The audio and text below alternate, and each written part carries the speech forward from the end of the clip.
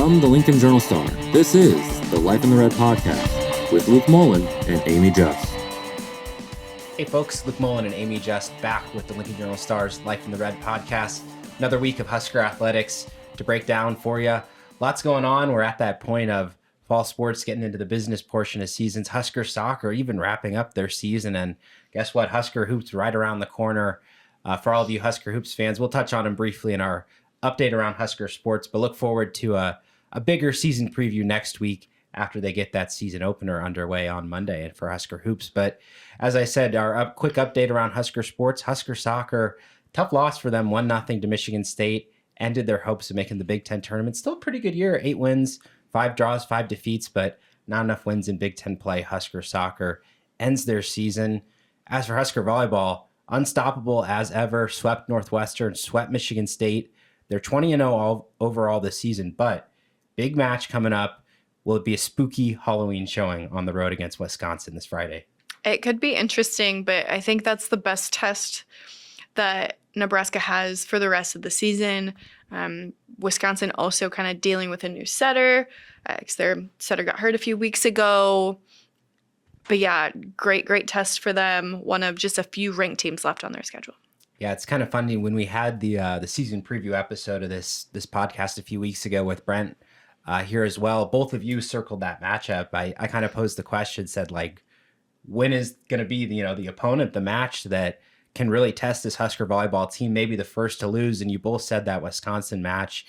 Obviously they had those big non-conference games early in the year, but the way that they've played against this very competitive Big Ten slate, and they have a good Oregon team coming up Sunday as well. I mean, it's so impressive how they've had this streak of not dropping sets, and now they run into a Wisconsin team. Do you think that they could keep that streak rolling? Nothing would surprise me with this match if Nebraska sweeps, if Nebraska loses a set. I don't know. It'll be interesting. They're definitely not the Wisconsin of years past, but they do have one of the best players in the country. So that's always an X factor. Yeah, seems like it's always a wacky matchup between those two teams. A lot of volleyball history between the two of them. So yeah, look forward to that this Friday. Huskers against Wisconsin, big ranked matchup there. And as I mentioned, Husker hoops, it's exhibition time of the year as we wrap up the month of October here. And both those teams, Husker men and Husker women, very impressive in those exhibition games. The women, really the three-point shooting, I think, was the story of that blowout win over Mount Marty. Guard play pretty good in that one. But the men's team, yes, they defeated Midland, but it was the first one. Ranked team, very good BYU team, NCAA tournament expectations for them, and the Huskers beat them. Yeah, and not just NCAA tournament expectations, like deep run expectations. They have one of the best players in the country who's expected to be the number 1 overall pick in AJ DeBonsa. And Rank Mast was the best player on the floor that night. So a lot of excitement for Nebraska men's basketball as we head into the season. Both the men and the women start on Monday, the women at like noon and then the men in the evening. Yeah, early tip time for the women, but a lot of excitement there for both those teams. The regular season starting there on Monday. Look forward to seeing what shakes out and previewing that next week. But story of today's podcast, as usual, Husker football, so much going on with them. But really the way that they had to show up in this matchup after they completely failed to do so against Minnesota. That was the story of the game as they came back, had that late rally to defeat Northwestern 28-21, and lots of different, momentum swings during the game. There's always the case with Husker football, but start with the halftime score, 7-6. Same as that last week against Minnesota. We heard from the players and Matt Rule saying, you don't get do-overs in football. Well, there was their chance right there. And the way that they came out of halftime, that was crucial. Even if they did give up that lead, how about that Kenneth Williams kickoff return? Man, that was the difference in the game. Mm-hmm. Yes, Nebraska's last offensive drive and the defensive stand obviously sealed the deal, but that touchdown from Kenneth Williams was the difference. Absolutely. And hey, special teams, once again, it feels like every week they come up with some kind of big play. I mean, Archie Wilson had a couple great punts to flip the field. Obviously, Cunanan had that one field goal miss, but just the way that they're continuing to make these plays that change the game. And teams, they're punting it away from Ja'Cory Barney. Now you see what Kenneth Williams does. This is such a dangerous return team.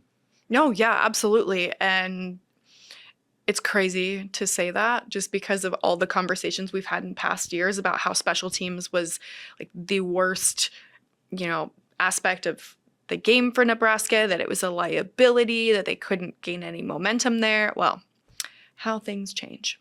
Absolutely. So that was a big one to get the momentum back in their side. And ultimately, Nebraska, they go up by 2 scores. They give that lead away. Dylan Raiola throws an interception, and it's like, here we go again. That's the thing that Matt Rule has said, that attitude that he wants to put away with this Husker football team. And it felt like, they'd given everything back to Northwestern. Well, guess what? Javen Wright comes up with the big INT of his own. You mentioned that game-winning drive, that big stop, how impressive that was for this Husker team battling back from adversity. And they've shown the ability to win these fourth quarters. Obviously, they didn't get the opportunity against Minnesota, but they did it again. Yeah, I think what Dylan showed after that interception was really telling. That's a very mature response to another rough interception, right? Those 3 3rd and 7 conversions with the 4th third down conversion, huge plays on all of those. Got to be confident to be able to piece something like that together. And, I think it says a lot about just how he's grown. I don't know if he would have been able to do that like early last season.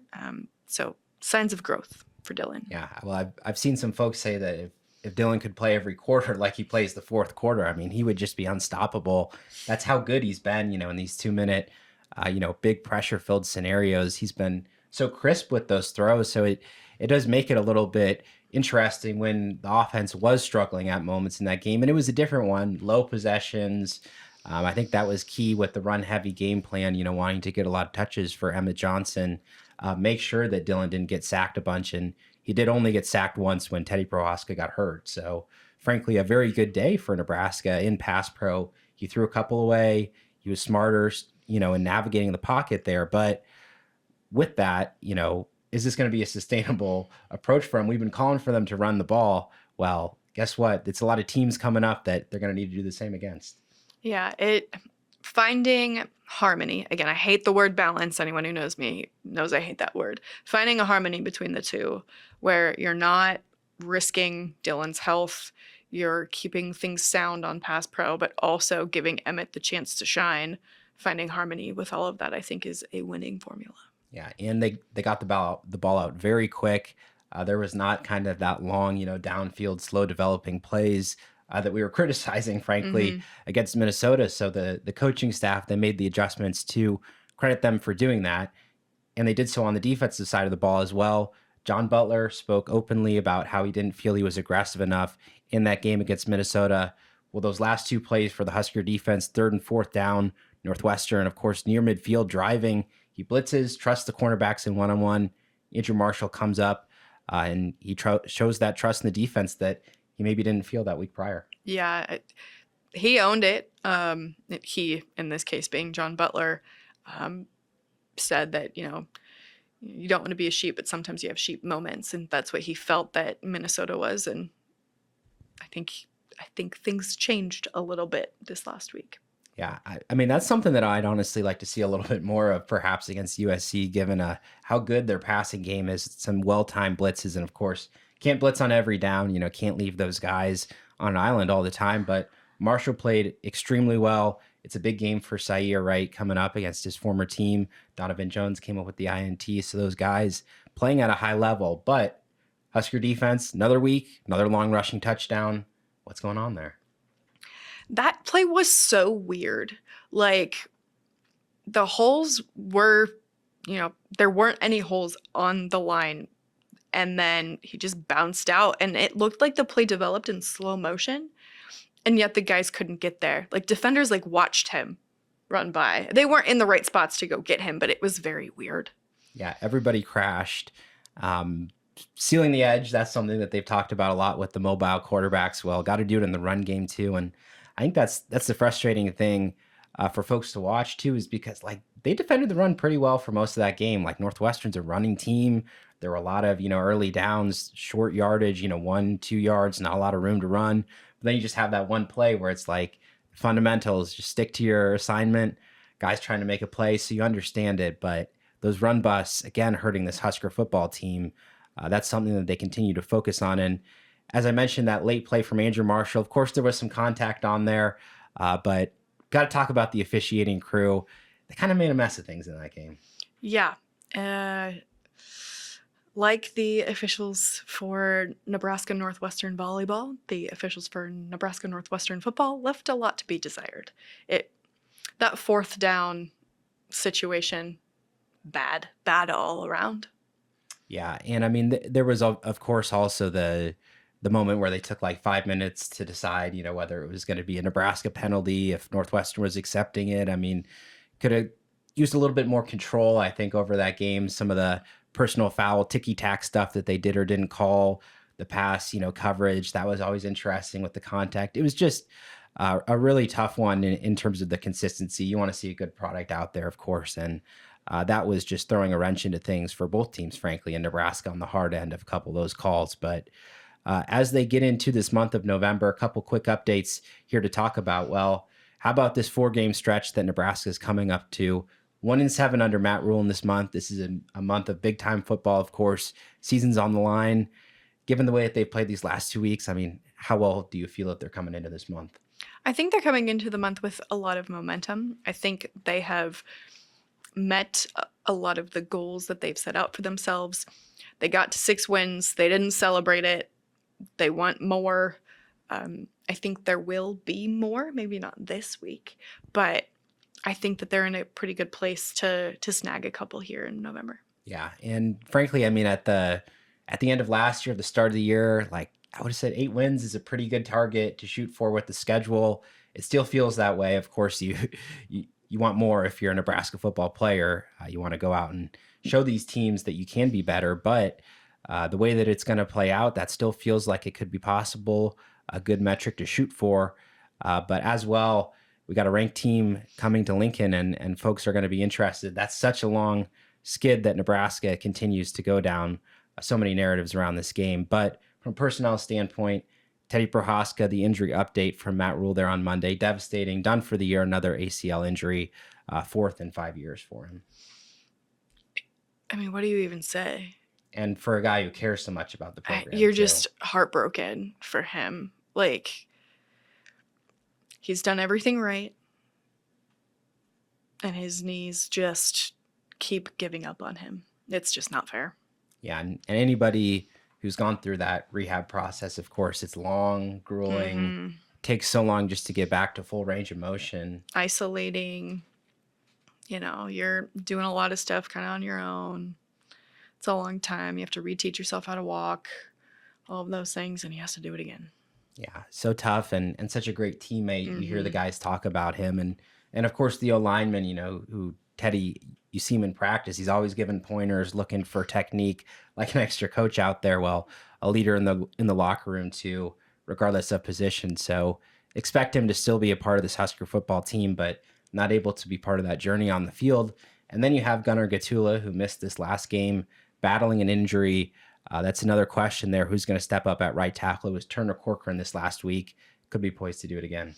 Yeah, earlier in the week, it didn't sound like they were optimistic about Gatula. Obviously, things can change. We're recording this on Wednesday. We'll talk to Rule again on Thursday.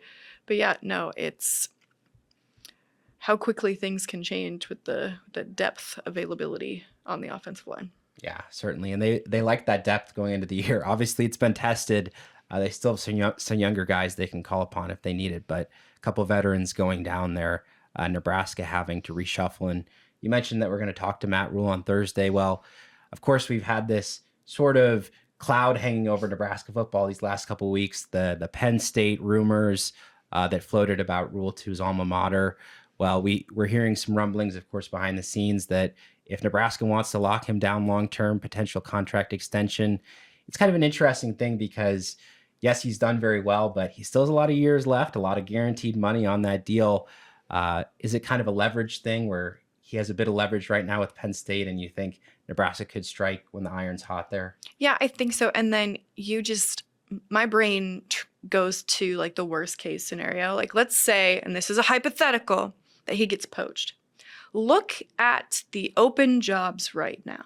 It's going to be quite the offseason. It's going to be wild. LSU has already fired their coach. Florida has already fired their coach. Like there's so many big programs. I mean, there's 12 FBS jobs open as we record this, and that doesn't include Michigan State, Wisconsin, or Florida State. So there's a lot open right now. And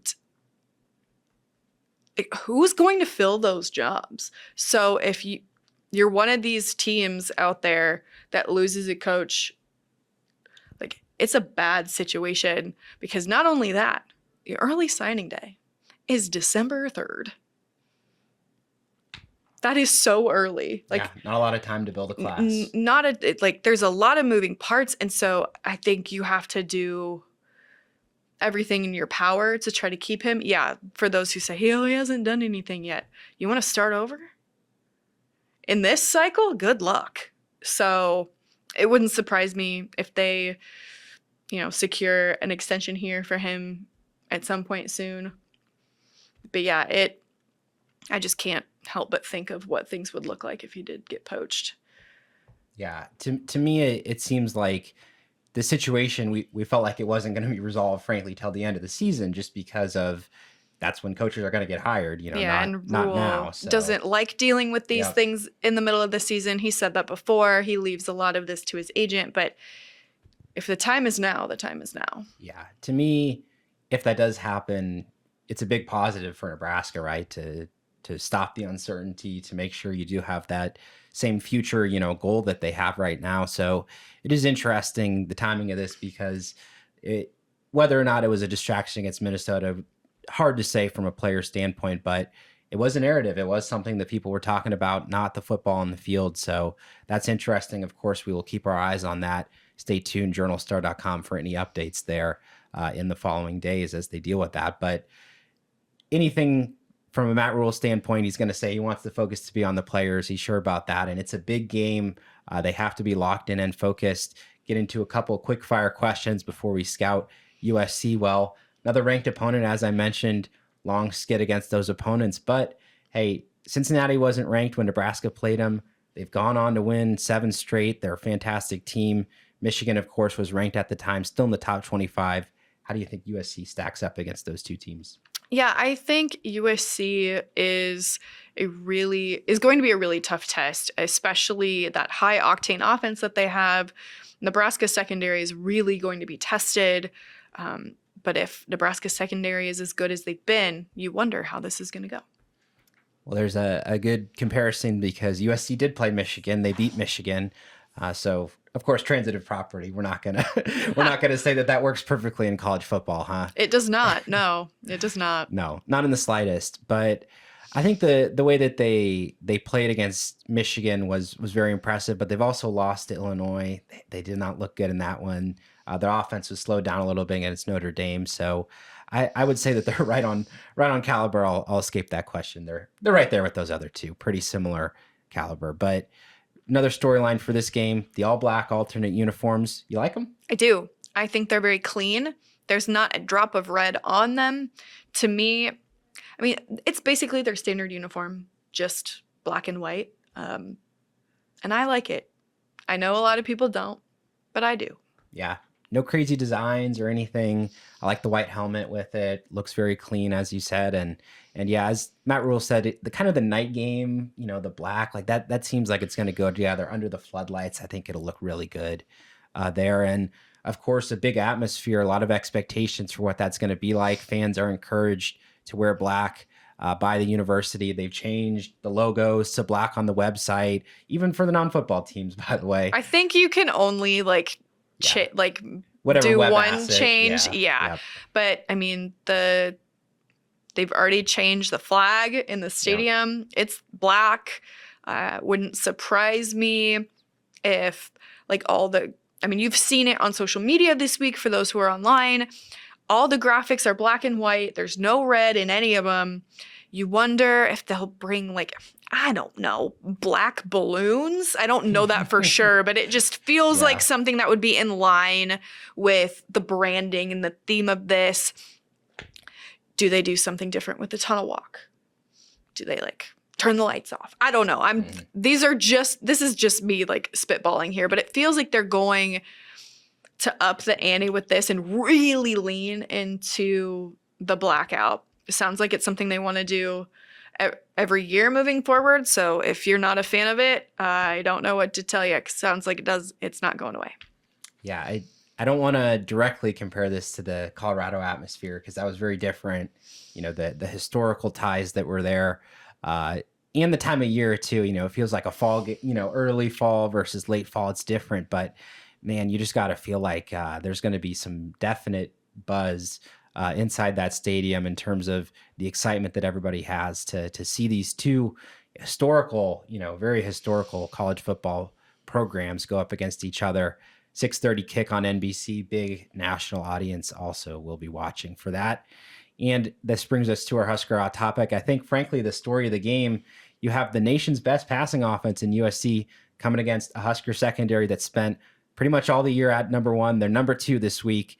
That's going to be the battle of these two teams. Can this Nebraska defense slow down the nation's best passing offense?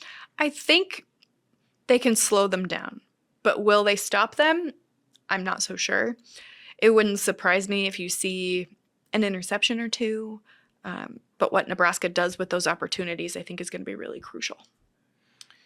To me, it's hard because I don't think they've shown the pass rush in these recent weeks to deal with a team like USC. And especially, yes, they trust their cornerbacks in that man-to-man, one-on-one situations. But when you have a quarterback like Jaden Maeva, he's going to be able to find those tight windows that other quarterbacks like Preston Stone this last week didn't really want to throw into. So to me, it all comes down to stopping the run to begin with. Make sure that they are backed up in those long passing situations where they can get that pass rush going, because if USC's ahead of the chains, if they're able to take those shots, man, you just got to feel like they're going to be able to scheme up something, because Lincoln Riley coach teams, if there's something about them, they're tinkering, they're testing, they're going to find a way to cut you open one way or another. Yeah, I agree. Yeah, so this USC team, as we said, they come to Lincoln 5-2. Those losses to Illinois and Notre Dame, and coming off a bye week, so they've had some time to get healthy and prepare for Nebraska. And as we mentioned, their nation best passing offense. Well, it's not like their running game's any worse. Fourth best rushing offense in the Big Ten. They're scoring 42.4 points per game. That's the top 5 mark in the entire country. They've even had some injuries at running back that hasn't slowed them down. Yeah, guess what? USC's never needing for talent in that recruiting hotbed that they're in. I mentioned quarterback Jaden Maeva. First start last year against Nebraska. He's come on a long way since. I think he's one of the best in the Big Ten, distributing the ball to all those pass catchers, especially wide receiver Mekhi Lemon. He's a fantastic player as well.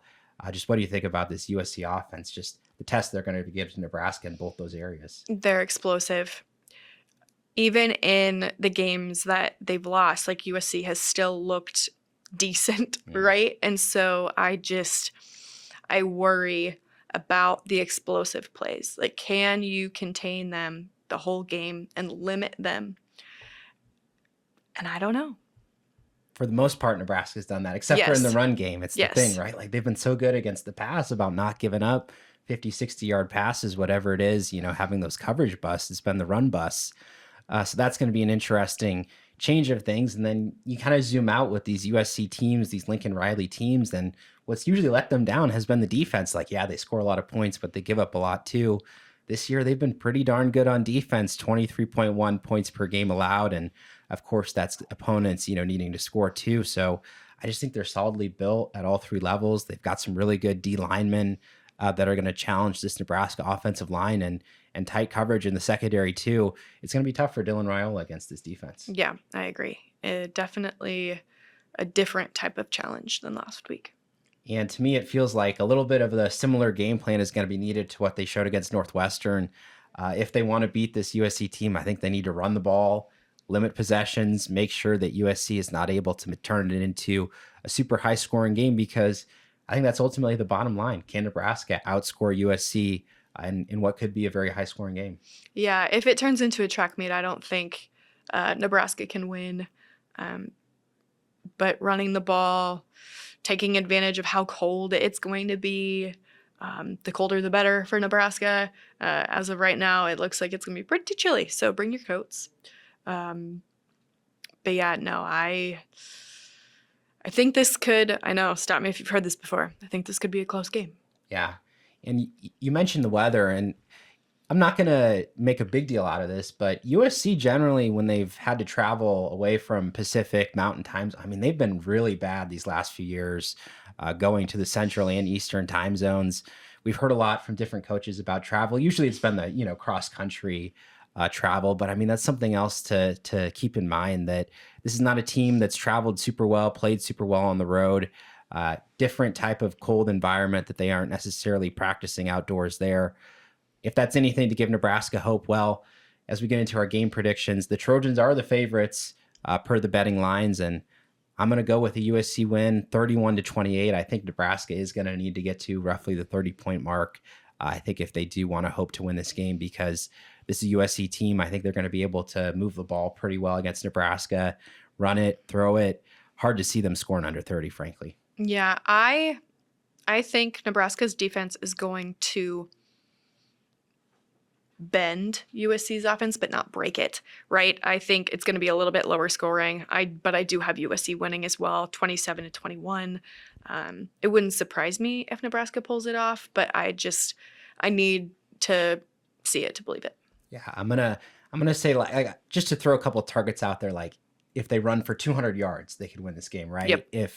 If they limit it to 3 possessions each in the first half, they could limit this game. But if they have another explosive special teams play, whether that's from Kenneth or Ja'Cory, that changes things, right? But turnovers could flip it too. But yeah, if you look at the talent on this team going straight up against each other, USC, fantastic football team coming in here to Lincoln. And as they come up to this game, I mean, 5-2 for USC, 6-2 for Nebraska. These are two teams that kind of have dark horse, obviously a long way out, a long way to go. But to get to the playoffs, there could be some 2-loss teams in there. Basically an elimination game. Matt Rule kind of touched on that. That's the urgency that Nebraska needs to bring into this game. This roster ready to go. And as I said, big atmosphere expected in Lincoln for the blackout, black alternate uniforms. We'll have all the coverage for you, as always, at journalstar.com. But that'll do it for today's episode of the Life in the Red podcast. We'll see you again next week. Thank you for listening to this week's Life in the Red podcast. Our theme music is composed by Sasha Indy. The stories continue on journalstar.com.